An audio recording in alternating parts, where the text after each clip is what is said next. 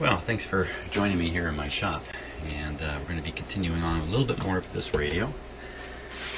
And here's the alignment instructions, and thank you to a viewer for sending me a link for this. Great document to have. The problem is the whole thing is in German with great big words like reparatorana. I shouldn't even try saying it because I know some of the people watching these videos, some of you are in Germany, so I certainly don't want to accidentally insult you by goofing around with your language, but man, you got long words here. So what I've been doing is I've been studying this, even though it's in German. I've seen lots of these kinds of charts in English, of course, so I think I picked my way through this fairly well. I've got a resource on the internet that will translate or help translate German terms. It's a website. It's not really. It's a website with a listing of German words related to radio. And believe it or not, I checked out all these words in here. None of them were in that very extensive list. So I was quite disappointed about that. But nevertheless, I think I got a bit of a grip on this. One thing that seems to be coming up short here, and I'm going to have to compare this carefully to the radio and make sure this is the correct one to be working with, is it shows 2 IF cans here. There's a third can in behind here. It's not showing it. So I'm left just a little paralyzed. You know what? This picture is not exactly the same as the picture of this radio. Yikes. 238W. That's exactly what this radio is. Well, anyway, I'm sure this is going to help me get some further distance into alignment. Now, what is that confounded beeping that's going on here? I'm going to show you what it is. Here, just tip my camera down a little bit. There we are. Hey, there's that stone that I made the short video on and asked, what is this? One of the guesses I got was that this could be pitch blende. Pitch blende is a funny name for uranium ore. And if this was uranium ore, then I shouldn't really be holding on to it like this, I don't think. I really don't know how powerful a radiation emitter something like this might be. But is this really ore? Well, look, I happen to have a Geiger counter I borrowed from a friend. It gives me a chance to actually test this thing. So the beeping you've been hearing is just background radiation, so let's go ahead and test it. There's a sensor.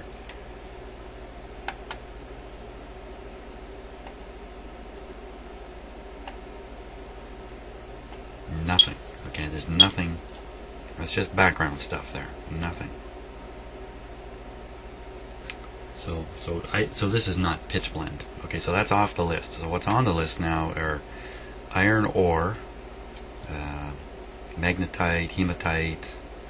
This could be a real messy thing. Could have lots of stuff in it. It is magnetic. And the last one is meteorite fragment.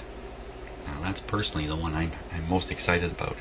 I'd really like to know. I got a piece of a meteorite in my hand. That'd be great. But no radioactivity. Now how do we even know this meter's working aside from the background? I have my mystery box here.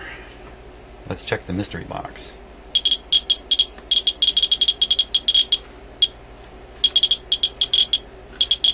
Okay, what's in the mystery box?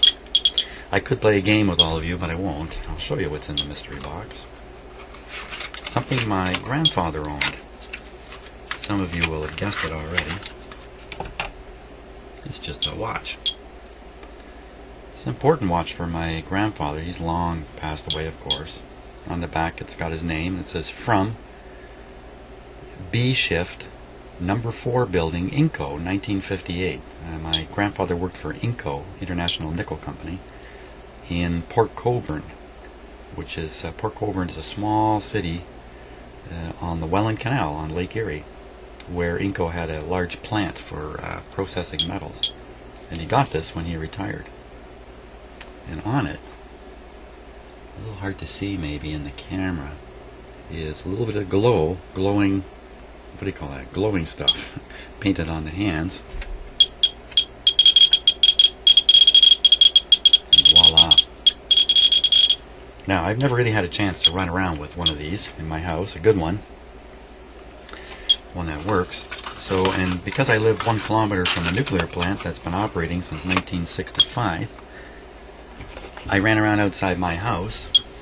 I actually went to the downspout of my my eaves trough system, where all the water hitting my roof is flushed down onto the ground. It just comes out of a drain spout onto the ground. So I figured that spot would be a great spot where if there was any fallout or radioactive material that had landed on the roof of my house, some of it's going to be washed into this point, filtered into the soil. It's going to sit there on the top of the soil. I'm going to be able to go out and check it. So I did. I'm happy to say there's absolutely no indication of any kind of radiation outside my house, and I'm not too surprised. If this thing had indicated any elevation in radiation, I think I would have been off to the power plant to discuss it with them. So, but I did find a couple more things in my house that are radioactive, and it would have to be a house something like mine that has old radios in it. I have a couple of military radios. One of them has radioactive the same paint as the watch, right on the meter dial for the S meter, and what's the other one? The other one is I'm not even sure what it is now as I'm standing here. That's on you know what? More coffee's needed here. A Collins R390A.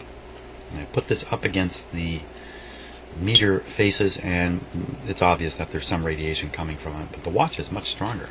The watch is much, much stronger. So apparently a 1600-year half-life for this stuff, so it's going to go for quite a while. Okay, so enough about the stone. I'll turn that off so we don't listen to it. And I have another new instrument in my shop here. I'm not going to tell you what it is. I'm going to wait for an opportunity to put it to work, which may or may not come. I don't know. So back to this. Now, just in case anybody's forgotten, including me, AM seems to be working pretty good on this radio. The FM is working, but not clear. There's some distortion in it. And I'm suspecting it's nothing more than alignment trouble. I don't really know that for sure, of course. There could be some component issues still in the radio. But we're going to try and follow this alignment instruction on the FM side and see where we get. And that's going to involve using some instruments here in my shop that I very seldom get a chance to use. And that is a little further over and up. This guy up here. So, stereo FM signal simulator. I'm going to attempt to use this guy. I've hardly ever used them. This is the FM device I normally use, but this one has a lot more adjustments and settings. I should really teach myself how to use this thing properly. So we're going to try to use this. Well, you know what? In a moment I might decide otherwise as soon as I try turning it on. But let me take a little bit of time now. We'll set up the radio for FM alignment. I won't bother showing you that struggle. Once I get it set up, I'll turn the camera back on. Okay, so I've almost got everything set up here. The fancier FM signal generator I was going to use, I'm not going to use because for crying out loud, I can't figure out how to plug it in the wall. It's up there on my shelf. It's not plugged in. I have to do a lot of work just to find the plug to plug it in. So we're going to use this other one. It's another laboratory FM source. This one here. I've got it switched on. This guy puts out around 100 megahertz, about the middle of the FM band here in North America, but it's way at the one edge on this radio here. And it does have some controls. It can turn on and off the 19 kilohertz stereo pilot and stuff like that. So, of course, this is not stereo, so we have no reason to worry about that. And this will generate a tone, 1000 hertz tone we can tune for. In fact, and here's the antenna. You can just see the very top of it here. This is actually connected to an antenna right now. Let's see if it can pick it up on my other FM radio here. TV. I was always struck as a kid in Nova Scotia. Says there wasn't. There it is right there, that silence that you hear. How come it's silent? Shouldn't we hear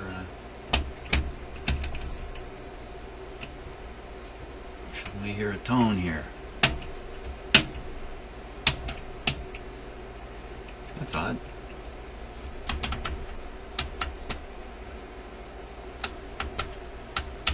My imagination, or did I hear something there?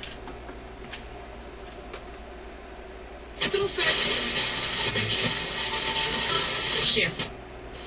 Any rush? Come on, did we have it?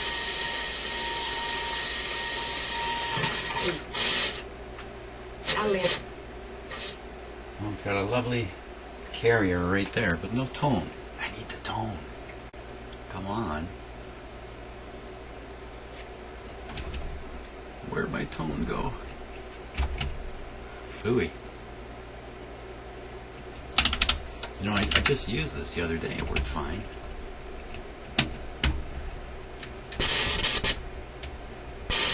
The looseness in the antenna cord. Well, isn't that a son of a gun? I gotta hook up the audio coming out of here, feed it into there.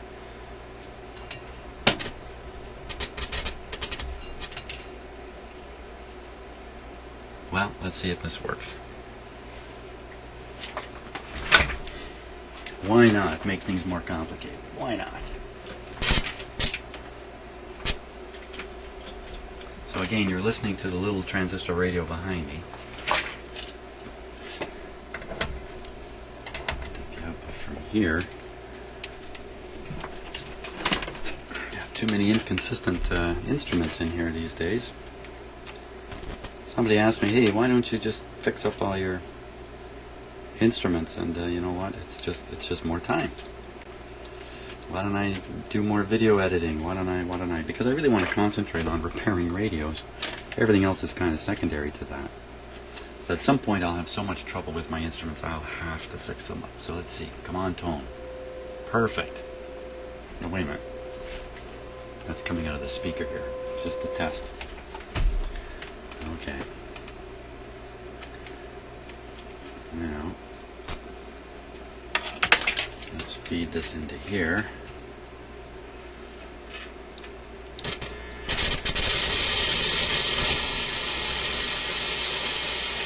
What happened there? So they were green. They set up the... Come around. They were set. Hang on. Did I know? Then you did miss.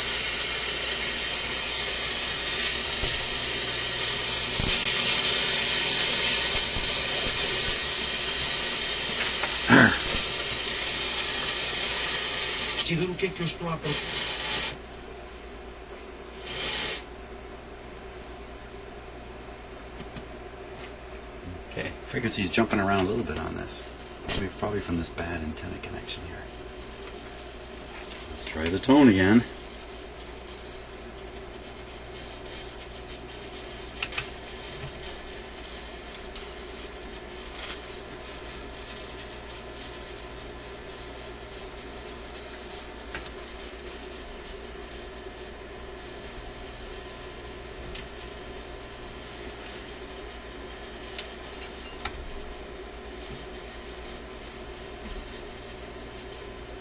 I'm silent here because things are not working for me.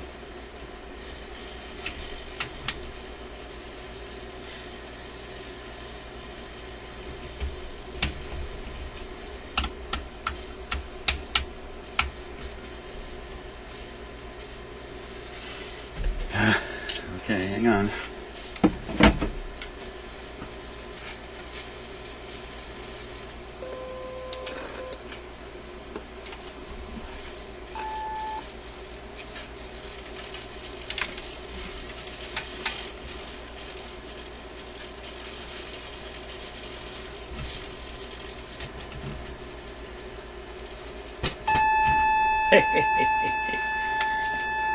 Bad cable.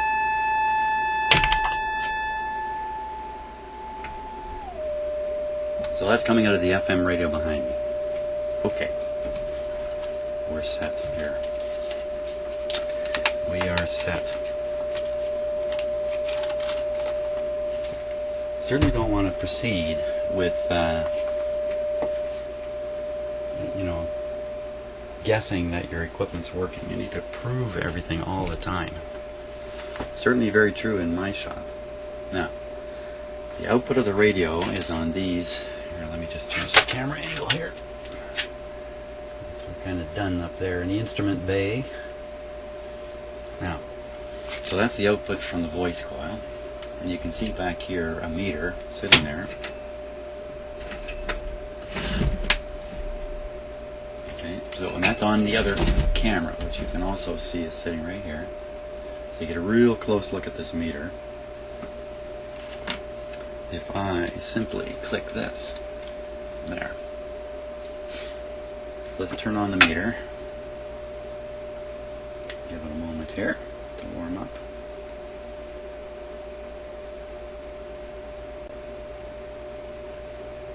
There we go. And that's just it warming up. And we'll hook up the voice coil here.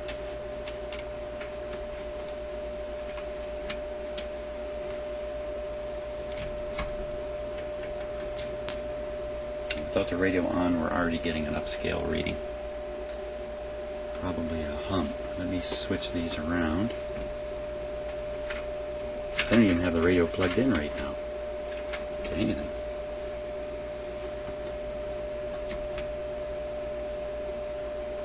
Okay, well, whatever it was is gone because I switched the leads around. Okay, so we'll be able to keep our eye on both those in a few minutes. Next thing is to turn this on and get that signal tuned in and coming out of it. Okay, so from a safety point of view here,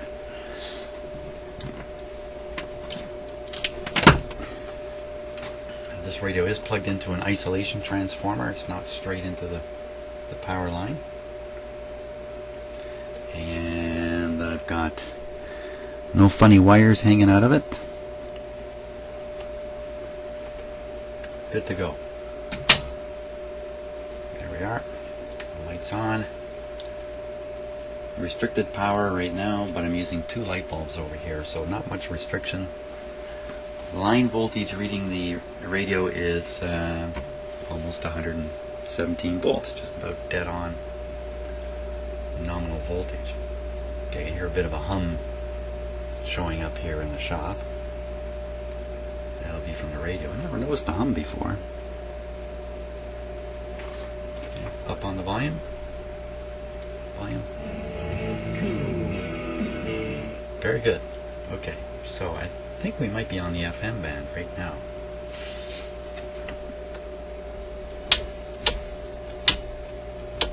Yeah, pretty sure that's the FM band. Of course, I can just look on the indicator, can't I?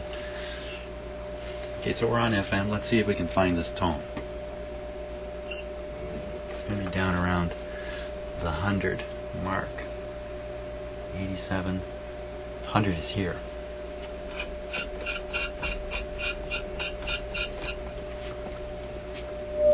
Bingo. Let me turn off the other radio. So now you're just hearing coming out of there.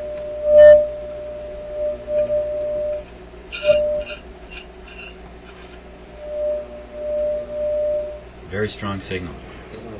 Notice you pick it up in 3 places. Watch.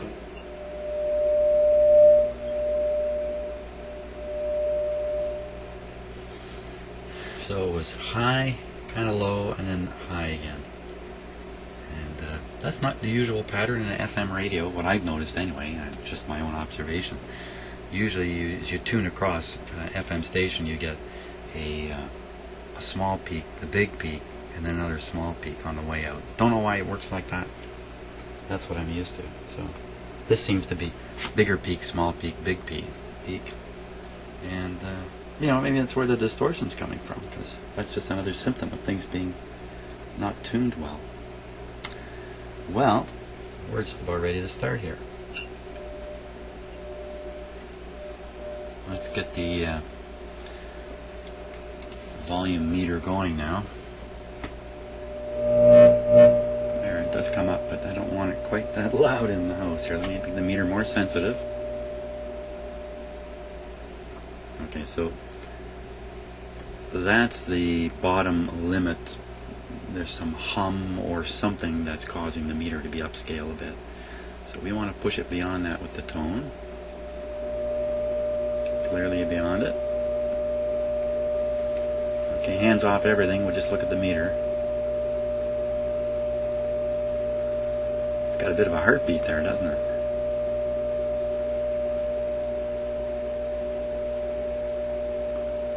Now let me move around the room here and see if I'm causing any problems.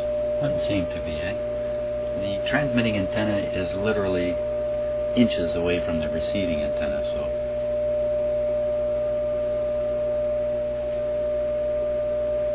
okay. We're in pretty good shape now. Let me just fix one thing here, bear with me.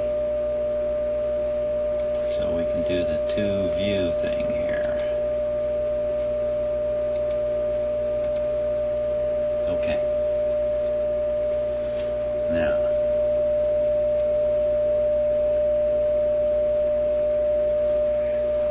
let me just set this camera back a little bit further if I can. Okay, we're ready to go here. Ready to go.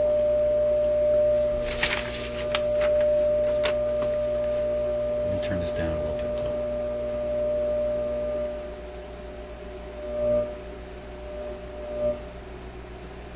Okay.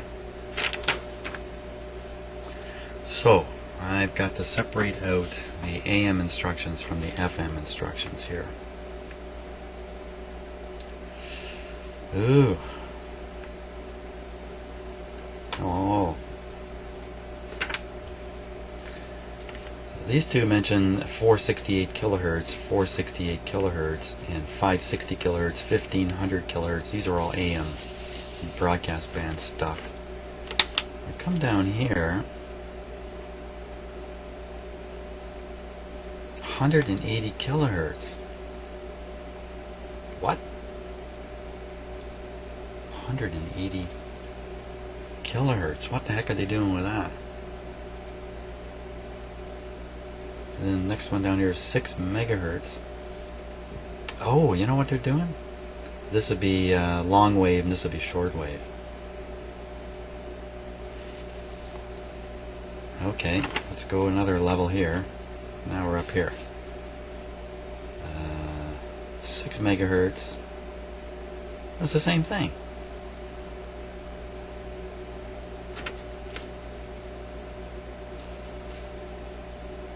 Wait a second. I don't think there's any FM on this. On these instructions. It's got all this. Can't quite see it, can you? It's got this diagram. Oh boy. Maybe I should have matched this up a little closer before I even started. Okay, so this sits like this. 1, 2, 3, 4, 5, 6, 7, 8. Well, it matches. There are 8 controls here, and there are 8 items in here to turn. My voice is fading out because I'm not feeling so good here. What's going on? You know what? For sure. They're showing this. These two IF cans are not showing the third one, which is tucked in behind. I don't think this is the same radio.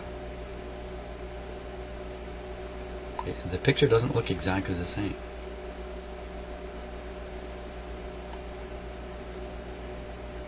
These are all AM and shortwave adjustments. That's not what I was looking for. Man, you know how I got fooled? I glanced at this. I just glanced at this, and I saw, it says here, Eisenkern of minimum. Minimum. Okay, so minimum. I know that when you're doing FM alignments, there are a few things you set to minimum. Not much when you're doing AM. Usually in AM, you're always going to get like a maximum reading on the meter. I saw that and I thought, oh, okay, FM, no problem. No. You know, I saw all these numbers here, which I don't understand. 88.5, 96.5, they look like FM band numbers. But it's something else.